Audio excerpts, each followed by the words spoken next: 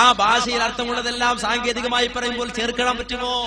ചേർക്കണമെങ്കിൽ അതെന്ത് വേണം? സാഹചര്യത്തിൽ വേണം.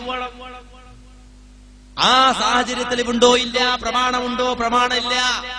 പക്ഷേ ഇവിടെ ഇതൊക്കെ പറഞ്ഞാലും എന്തെടുക്കാണ് ജമാഅത്തെ ഇസ്ലാമിക്കാർ തെറ്റിദ്ധരിപ്പിക്കാൻ ശ്രമിക്കുന്നത്? മുജാഹിദുകൾ എന്ന് പറഞ്ഞാൽ ഇബാദത്തിന് ഭാഷയിൽ പോലും അങ്ങനെ അർത്ഥമില്ല, അങ്ങനെ ഉമർ മൗലവി പറയുന്നത്, അങ്ങനെയാണ് ഉമർ മൗലവി പ്രചരിപ്പിക്കുന്നത്, വരുത്തി തീർക്കാൻ ശ്രമിക്കാറുണ്ട്. ഉമർ മൗലവി തന്നെ ഈ വിഷയം വ്യക്തമാക്കിയിട്ടുണ്ട്. നേരത്തെ പറഞ്ഞല്ലോ അനുസരണമെന്ന് അവിടെ അർത്ഥമുണ്ട്. പക്ഷെ ഉമർ മൗലവി ഉമറാബാദിൽ പോയിട്ടും എന്തെടുത്തില്ല, അത് മനസ്സിലായില്ല എന്നൊക്കെ പറഞ്ഞല്ലോ. എന്നാൽ ഉമർ മൗലവി തന്നെ ഈ വിഷയത്തിൽ പറയണം. 1998 ഫെബ്രുവരിയിലെ സൽസബീലാണ്. ഈ സൽസബീലിൽ പറയാണ്, പദങ്ങൾക്ക് ഒന്നിലധികം അർത്ഥമുണ്ടാകൽ അറബി ഭാഷയിൽ ധാരാളം. അത് അറബി ഭാഷ മാത്രമല്ല, എല്ലാ ഭാഷയിലും ഉണ്ട്. പക്ഷെ അറബി ഭാഷയിൽ ധാരാളം ഉണ്ട്. അങ്ങനെയുള്ള പദങ്ങൾക്ക് അതാതു സ്ഥലത്ത് യോജിക്കുന്ന അർത്ഥമേതെന്ന് നോക്കി അതുമാത്രം വെക്കുകയല്ലാതെ എല്ലാ അർത്ഥങ്ങളും കണക്കിലെടുക്കണമെന്ന് ലോകത്ത് ഇതുവരെ ആരും പറഞ്ഞിട്ടില്ല. മൗലാന മൗദൂദി മാത്രമാണ് ഈ തോന്നിയാസം പറഞ്ഞത്. അദ്ദേഹത്തോടുള്ള അനുരാഗാത്മകമായ ഭ്രമം നിമിത്തം നമ്മുടെ ബുദ്ധിശൂന്യർ അത് ഏറ്റുപാടുകയും ചെയ്യുന്നു.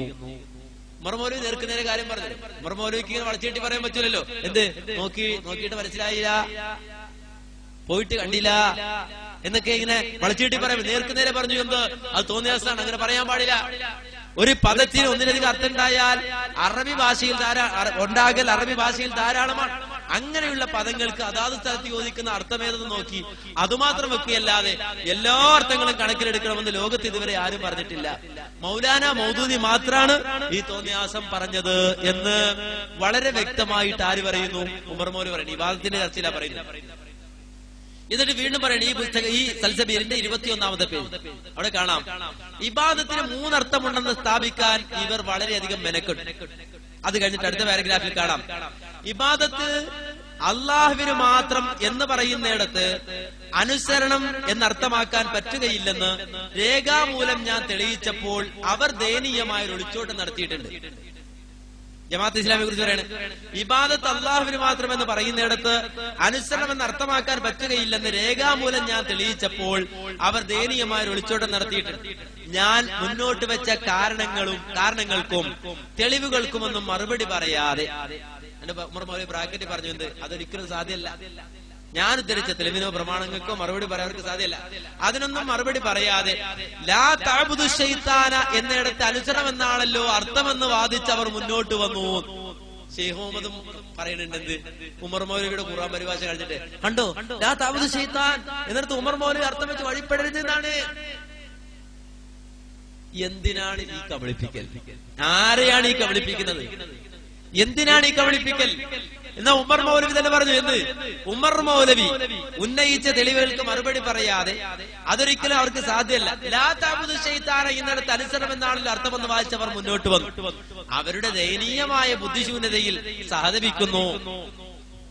നമ്മുടെ പ്രിയങ്കരനായ KV മൂസ സുല്ലമി കുനിയിൽ ഇല്ല എന്ന് പറഞ്ഞപ്പോൾ അങ്ങനെ പറയാൻ പാടില്ല, അദ്ദേഹം പരലോകത്തുണ്ട് എന്ന് പറയും പോലെ ബുദ്ധിശൂന്യമാണിത്.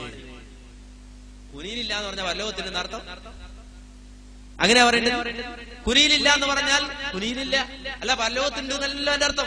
കുനിയിലില്ല, അത് പരലോകത്തുണ്ടെന്ന് പറഞ്ഞ കാര്യമില്ല. ഇയ്യാക നഅ്ബുദു വഖലാ റബ്ബുക അല്ലാ തഅ്ബുദു ഇല്ലാ ഇയ്യാ, അല്ലാഹുവിനെ മാത്രം ആരാധിക്കണമെന്ന് പറഞ്ഞ ആ ഇബാദത്തിൽ എവിടെ അനുസരണം? തെളിവെവിടെ? അതിന് മറുപടിയില്ലാതെ വരുമ്പോ എന്തെടുക്കുന്നു? അതെ, ലാതാബുദ് ശൈത്താൻ അവിടെ അനുസരണം എന്നാണല്ലോ അർത്ഥമെന്ന് വായിച്ചു മുന്നോട്ട്. അവരുടെ ദീനീയമായ ബുദ്ധിശൂന്യതയിൽ സഹതപിക്കുന്നവർ വീണ്ടും പറയാൻ, അല്ല കൂട്ടരെ, ഇയ്യാക നഅ്ബുദു എന്നതിൽ ഈ അർത്ഥം പറയാൻ പറ്റുകയില്ലെന്ന് വാദിച്ചപ്പോൾ ലാ തഅബുദു ശൈത്താന എന്നതിൽ അത് പറ്റുമല്ലോ എന്ന് പറയുന്നതിൽ എന്തർത്ഥം? അർത്ഥമില്ല, ഒരർത്ഥമില്ലാത്ത അതിങ്ങനെ പാടിക്കൊണ്ടിരിക്കാൻ വളരെ വ്യക്തമായി ആര് പറയുന്നു? ഉമർ മൗലവി സാഹിബ് കാര്യങ്ങൾ വിശദീകരിക്കാൻ. അപ്പോ പദങ്ങൾ, ആ പദത്തിൽ ഒരുപാട് അർത്ഥം. പദത്തിന് ഒരുപാട് അർത്ഥം ഉണ്ടാവും. ആ ഒരുപാട് അർത്ഥം കൂടി എല്ലാ അർത്ഥം കൂടി ആ പദങ്ങൾക്ക് വരുന്ന മുഴുവൻ അർത്ഥം കൂടിയിട്ട് ഒരു സ്ഥലത്ത് യോജിപ്പിക്കണം എന്ന് പറഞ്ഞാൽ അത് ശരിയല്ല. ഉമർ മൗലവിയും അത് വളരെ വ്യക്തമായി പഠിപ്പിച്ചിട്ടുണ്ട്, അമാനി മൗലവി പഠിപ്പിച്ചിട്ടുണ്ട്. അതുപോലെ തന്നെ ജമാഅത്തെ ഇസ്ലാമി അവതരിപ്പിക്കുന്ന ഇബാദത്ത് അത് ഇസ്ലാമികമല്ല എന്ന് വളരെ വ്യക്തമായി അമാനി മൗലവിയും വിശദീകരിച്ചു, ഉമർ മൗലവി വിശദീകരിച്ചു. പക്ഷെ ആ വിശദീകരണം എടുത്തു വെച്ചുകൊണ്ടാണ് സത്യത്തിൽ ഷെയ്ഖ് മുഹമ്മദ് കബളിപ്പിക്കാൻ ശ്രമിക്കുന്നത് എന്നാണ് നമുക്കിവിടെ മനസ്സിലാക്കാൻ കഴിയുന്നത്. പിന്നെന്താണ് അടുത്ത വിഷയം അദ്ദേഹം പറയുന്നത്? ഇനി നാം മനസ്സിലാക്കേണ്ട ഒരു വസ്തുത, ഇതേ സംബന്ധിച്ച് പ്രമുഖരായ മുജാഹിദ് പണ്ഡിതന്മാർ, വിശേഷിച്ചും ബഹുമാന്യനായ പരേതനായ ഉമർ മൗലവി സാഹിബ് പറഞ്ഞ ഒരു കാര്യം, അള്ളാഹു അല്ലാത്തവർക്ക് അടിമത്വം അർപ്പിക്കാൻ പാടില്ല എന്നാണ് അദ്ദേഹം പറഞ്ഞത്. അദ്ദേഹം എഴുതുന്നു, അള്ളാഹു അല്ലാത്തവർക്ക് അടിമവേല ചെയ്യൽ ശിർക്കാണെന്ന് ജമാഅത്തെ ഇസ്ലാമി വാദിക്കുന്നു. അതും ഇസ്ലാമിൽ ഇല്ലാത്തൊരു പുതിയ വാദമാണെന്ന് ഞങ്ങൾ പറയുന്നു. അടിമവേല അള്ളാഹു അല്ലാത്തവർക്ക് ചെയ്യാമെന്നുള്ളത് ഇസ്ലാമിലെ ഏറ്റവും പുരാതനമായ അധ്യാപനങ്ങളിൽ ഒന്നാണ്. സൽസബീൽ പുസ്തകം 3 ലക്കം 3 പേജ് 40. വീണ്ടും എഴുതുന്നു, ഇബാദത്ത് എന്ന പദത്തിന് അടിമത്തം, ദാസ്യവൃത്തി എന്ന അർത്ഥമില്ല.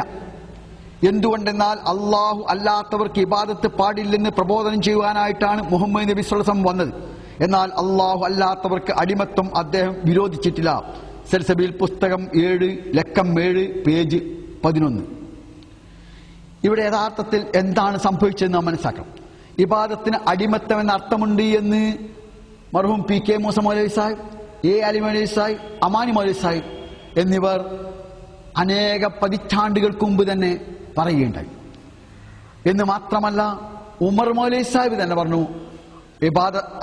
അള്ളാഹു അല്ലാത്തവർക്കുള്ള അടിമത്വം പാടില്ലാത്തതാണെന്ന് അദ്ദേഹം തന്നെ മറ്റൊരു ഘട്ടത്തിൽ പറയുകയുണ്ടായി. അഥവാ മീർസാ ഗുലാം അഹമ്മദിനെ കാദിയാനിസത്തെ വിമർശിക്കവേ, കാദിയാനി മതത്തിന്റെ പ്രവാചകനായി അവർ പരിചയപ്പെടുത്തുന്ന മീർസാ ഗുലാം അഹമ്മദിനെ വിമർശിക്കവേ അദ്ദേഹം എഴുതി, ഗുലാം അഹമ്മദ് എന്ന പേര് തന്നെ മുഅ്മിനിന് ചേർന്നതല്ല.